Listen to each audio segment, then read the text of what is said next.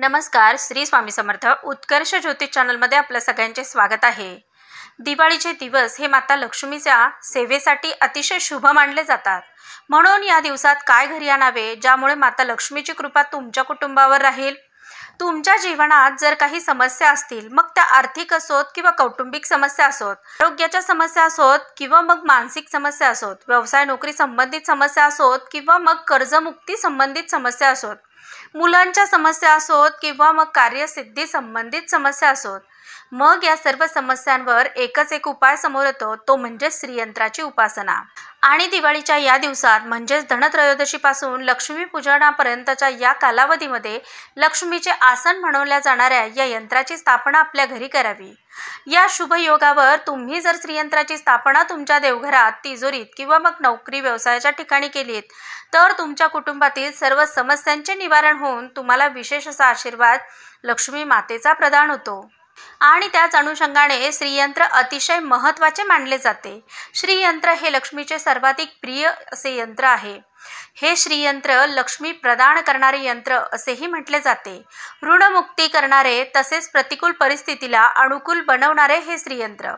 मनुष्याच्या न संपणाऱ्या इच्छा पूर्ण करणारे देखील हे श्रीयंत्र म्हणताच येईल.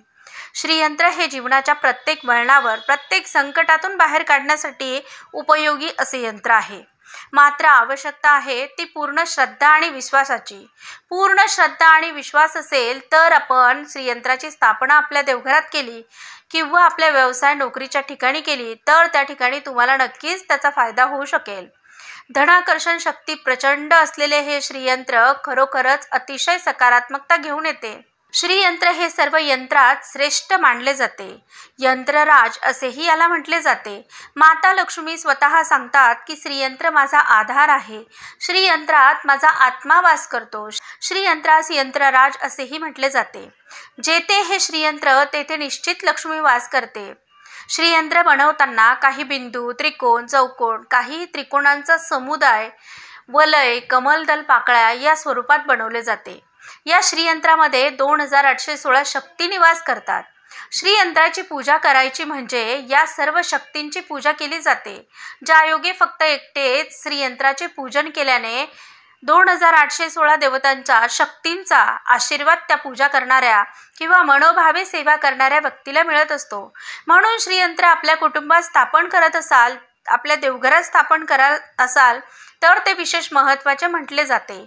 श्रीयंत्र घेताना कुठली काळजी घ्यावी तर श्रीयंत्र घेताना जरी पत्र्यावर कोरलेले श्रीयंत्र मिळत असेल किंवा मग तुम्हाला पेपरवर रेखीव स्वरूपात जरी मिळत असेल तरी देखील तुमच्या घरी जेव्हा तुम्ही स्थापन करणार असाल तर त्या ठिकाणी मेरू पृष्ठाचे श्रीयंत्र असते. ते श्रीयंत्र सर्वश्रेष्ठ असल्याचे सांगितले जाते. आणि या श्रीयंत्राची स्थापना तुमच्या घरात केल्यानंतर माता लक्ष्मीची कृपा होते. आपल्या कुटुंबावर माता लक्ष्मीचा आशीर्वाद राहून आर्थिक समस्येतून सुटका होण्यासही मदत होते. कर्ज झालं असेल किंवा कर्ज कमी होत नसेल किंवा ते कमी होण्यासाठी मदत होत नसेल तर योग्य तो मार्ग निघून हा पैशाचा प्रश्न देखील सुटण्यास मदत होते. मात्र श्रीयंत्राची नियमित पूजा होणे तितकेच आवश्यक आहे. श्रीयंत्र आपण घरात स्थापित केलं आणि त्याची सेवा उपासना झालीच नाही, पूजा झालीच नाही तर ते वर्क करत नाही. या श्रीयंत्राची स्थापना केली व त्यानंतर त्याची पूजा नियमित केली तर माणसाला आर्थिक समस्यांना कधीही तोंड द्यावे लागत नाही. कारण श्रीयंत्रामध्ये अष्टलक्ष्मीचा वास असतो. म्हणून श्रीयंत्राची उपासना फारच परिणामकारक असते. फक्त श्रीयंत्र योग्य प्रकारे बनवलेलं असावं. ते घेताना खात्रीशीर ठिकाणाहूनच घ्यावं. अशी श्रीयंत्राची स्थापना घरात केल्यानंतर श्रीयंत्रावर अभिषेक करणं, कुंकुमार्चन करणं हा साधनेचाच एक भाग आहे. या गोष्टी योग्य वापर आणि तिथी बघून कराव्यात. त्यामुळे श्रीयंत्राच्या लाभांचा दिव्य अनुभव आपल्याला येतो.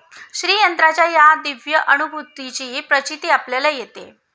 जे तुम्ही विशेषतः शुभ मुहूर्तावर आपल्या कुटुंबात, आपल्या देवघरात त्याची स्थापना करू शकतात. हे श्रीयंत्र सोने, चांदी, अष्टधातू, पंचधातू, क्रिस्टल या धातूंपासून बनवलेले पाहायला मिळते. मात्र सर्वश्रेष्ठ जर कुठले असेल तर ते म्हणजे पंचधातूने बनवलेले श्रीयंत्र। या श्रीयंत्राबद्दल अधिक माहिती असलेला एक व्हिडिओ आपल्या चॅनलवर उपलब्ध आहेच, त्याचाही लाभ आपण घेऊ शकतो। या श्रीयंत्राला ललिता त्रिपुर सुंदरीचे निवासस्थान म्हटले जाते। जो मुख्य बिंदू टोकावर विराजमान आहे त्या टोकावर विराजमान देवता म्हणजे ललिता त्रिपुर सुंदरी यांना मानले जाते। आपल्या कुटुंबात जर श्रीयंत्राची स्थापना असेल तर आपल्या कुटुंबातील कोणत्याही सदस्याला कुठल्याही प्रकारे त्रास असेल तर अशा व्यक्तींना या श्रीयंत्राची सेवा केल्याने शीघ्र फळ मिळत असते आणि त्यांची अडकलेली कामे मार्गी लागत असतात। म्हणून श्रीयंत्र अतिशय उपयुक्त आणि महत्त्वाचे म्हटले जाते।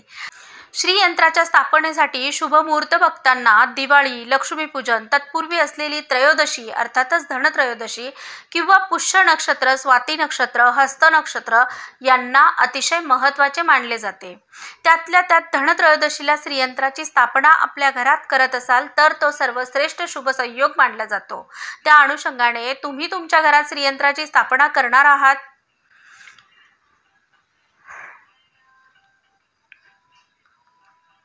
त्या अनुषंगाने तुम्ही तुमच्या घरात श्रीयंत्राची जर स्थापना करणार असाल तर दिवाळीपूर्वी धनत्रयोदशीला श्रीयंत्राची स्थापना तुमच्या कुटुंबात केलेली महत्त्वाची सिद्ध होते। श्रीयंत्राच्या पूजनाचा जो विधी आहे तो श्रीयंत्राच्या पूजनाचा विधी अत्यंत साधा, सोपा आणि सुलभ असाच आहे। श्रीयंत्राला स्थापित करताना श्रीयंत्राचे पूजन षोडशोपचारे करावे। अभिषेक करताना श्रीसुक्ताचा 16 वेळा म्हणून अभिषेक करावा। ज्यांना 16 वेळा म्हणणे शक्य नसेल त्यांनी 1 वेळा म्हटले श्रीसुक्त तरी देखील चालेल। अभिषेक करताना आपल्या सोयीनुसार करावा। अभिषेक केल्यानंतर त्या यंत्राला देवघरात स्थानापन्न करावं। त्यानंतर त्या यंत्रावर कुंकुमार्चन सुद्धा केलं जातं। कुंकुमार्चन कसं करावं याबद्दल सविस्तर माहिती असलेला एक व्हिडिओ आपल्या चॅनलवर उपलब्ध आहे, म्हणून कुंकुमार्चनाबद्दल जास्त माहिती न घेता आपण पुढे जाऊया। श्रीयंत्राच्या पूजनेला सर्वात जास्त महत्त्व असेल तर ते धनत्रयोदशीपासून लक्ष्मी पूजनापर्यंत म्हटले जाते।